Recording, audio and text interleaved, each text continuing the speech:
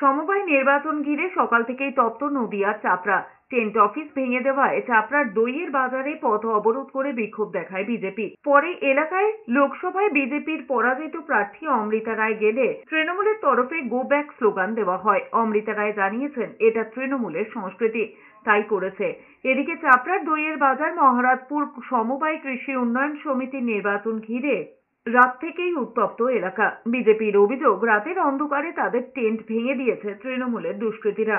তারই প্রতিবাদে সকাল থেকেই পথ অবরোধ শুরু হয়। প্রায় ঘণ্টাখানেক ধরে চলে অবরোধ। যদিও পাল্টা বিজেপির বিরুদ্ধেই হামলার অভিযোগ করেছে তৃণমূল।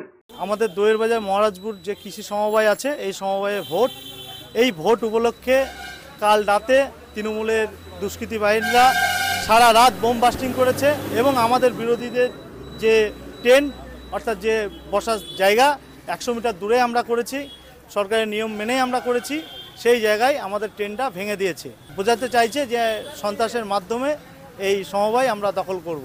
বিজেপি, সিপিএম এবং কংগ্রেস এই তিনজনের যে জোট বা ঘোট হয়েছে, এরা একত্রিতভাবে লোকবল হারিয়ে নিজেরা প্ল্যান মাফিক রাত্রিতে কোনো একটা প্যান্ডেলের একটা বা দুটো খুঁটি হেলিয়ে দিয়ে এরা তৃণমূলের ওপর দোষ চাপাচ্ছে।